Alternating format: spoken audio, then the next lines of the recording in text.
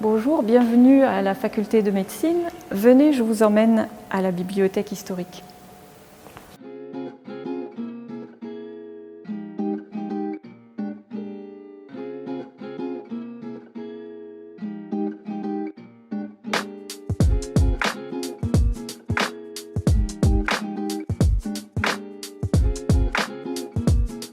La collection de la bibliothèque de médecine s'est construite selon un axe multidisciplinaire et grâce à plusieurs grandes figures pour la bibliothèque. La première d'entre eux est Henri Haguenau, qui a légué toute sa bibliothèque scientifique à la faculté de médecine en 1767. La deuxième grande figure célèbre pour les bibliothécaires que nous sommes, c'est Gabriel Prunel, dont vous pouvez admirer le portrait ici et qui a donné son nom à la salle de lecture. C'est lui qui, pendant la période révolutionnaire, a profité du grand chambardement révolutionnaire pour rassembler à Montpellier une grande quantité d'ouvrages et de manuscrits de toutes disciplines, en médecine, en botanique, en physique, en mathématiques, mais aussi en littérature ou en droit, parfois même des ouvrages religieux. Le premier ouvrage que je voulais vous montrer, c'est le manuscrit le plus ancien de la collection de la bibliothèque de médecine, qui est cet ouvrage qui date de l'époque de Charlemagne. Le deuxième manuscrit que je voulais vous montrer est un manuscrit très célèbre, c'est le manuscrit du roman de la Rose, dont vous pouvez admirer ici les riches enluminures.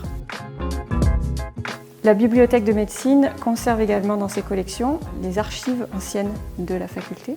Et dans les documents qui sont conservés dans cette collection, on peut admirer, notamment dans les registres d'inscription des étudiants, la signature du célèbre François Rabelais, qui était inscrit en faculté de médecine à Montpellier.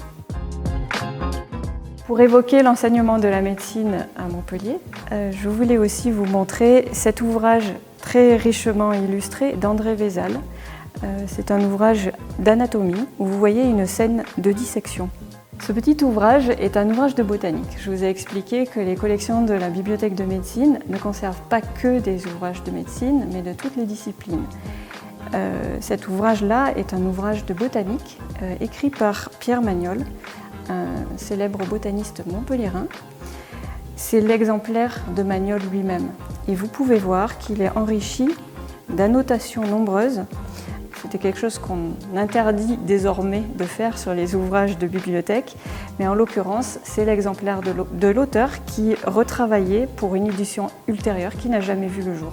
L'évocation de Pierre Magnol peut se faire aussi par le biais de cette très belle gravure en couleur du XVIIIe siècle qui représente un magnolia. Et comme vous le savez, nous avons un très beau spécimen de magnolia dans le jardin des plantes de Montpellier. Donc cette gravure a été exécutée par le grand illustrateur botanique Héret, qui a donné ses lettres de noblesse à l'illustration botanique au XVIIIe siècle.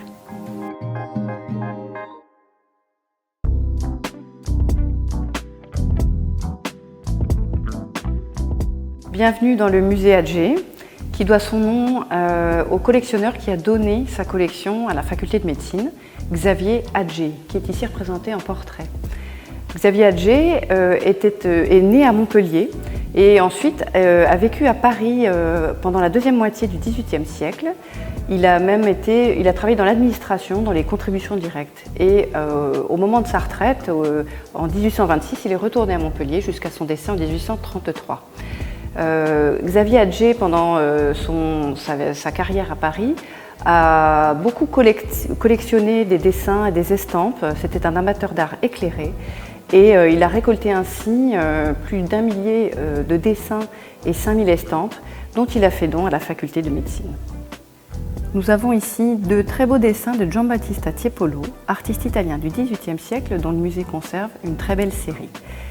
Vous pouvez observer ici un ensemble de têtes, de visages qui correspondent bien au goût prononcé de Xavier Atget pour tout ce qui relevait du caractère, de la physionomie, voire du grotesque et de la caricature.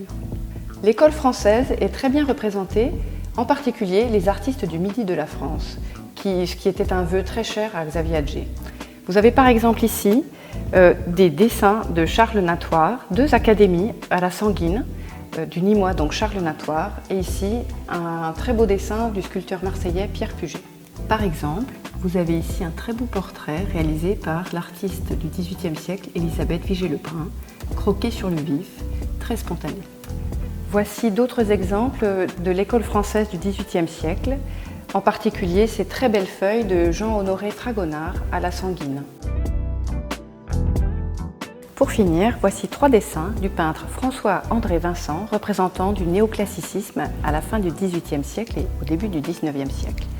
Nous pouvons voir ici un grand dessin, une grande feuille avec une mise au carreau préalable à la peinture qu'il réalisa sur le même thème, Zeuxis choisissant un modèle parmi les filles de Crotone.